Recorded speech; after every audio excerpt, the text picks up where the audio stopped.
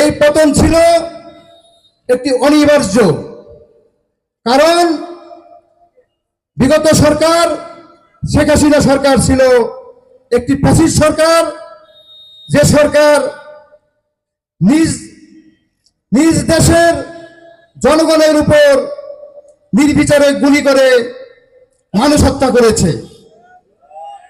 আপনারা সকলেই জানেন, বিগত 16 বছরের জুলুম নির্যাতনের মাধ্যমে এদেশের বিভিন্ন পর্যায়ের রাজনৈতিক নেতৃবৃন্দ, আলেমবৃন্দদেরকে বিনা অপরাধে হত্যা করেছে।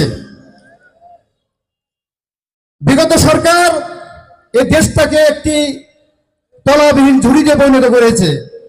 ব্যাংক ডাকাতি, দুর্নীতি সহ এমন কোন অপকর্ম করে নাই যেটা সেটা বলার অপেক্ষা রাখে না। বাংলাদেশকে আন্তর্জাতিক পর্যায়ে একটি দুর্বল দেশে পরিণত করার চেষ্টা করেছিল।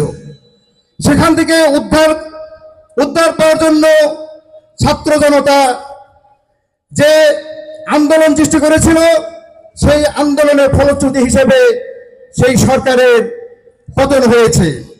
আলহামদুলিল্লাহ, সেই পতনের 1 বছর আজকে আমরা উদযাপন করেছি। আশা করি এই যে পতন, এই যে স্বৈরাচারী সরকার, ফ্যাসিস্ট সরকার, তারা আর কখনো প্রত্যাবর্তন করতে পারবে না। আমরা যদি সজাগ থাকি, আমাদের মধ্যে যদি ঐক্য থাকে, দেশপ্রেম থাকে, তাহলে এই ধরনের সরকার যাতে আর কোনোভাবেই ফিরে না আসে সেই চেষ্টা করতে হবে।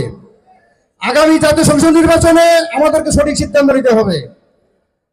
কোন দল, কোন গোষ্ঠী দেশকে ভালোবাসে, দেশের মানুষকে সম্মান করে, ইতিমধ্যে এই দেশের মানুষের কাছে সেটা প্রকাশ হয়েছে। তাই আমি মনে করি আগামী সরকার হবে এদেশের ইসলামী সরকার, জামাত ইসলামী সরকার। এই সরকার আগামী জাতীয় সংসদ নির্বাচনে যাতে একটি সুষ্ঠু নির্বাচনের মাধ্যমে জামাত ইসলামী সংখ্যাগরিষ্ঠ আসন পাওয়ার মাধ্যমে সরকার গঠন করতে পারে, এই ধরনের চেষ্টা আমাদের সকলকে করতে হবে। এইটুকু আমি বলেই আমি আমার সংক্ষিপ্ত বক্তব্য শেষ করছি। আসসালামু আলাইকুম ওয়া রাহমাতুল্লাহ।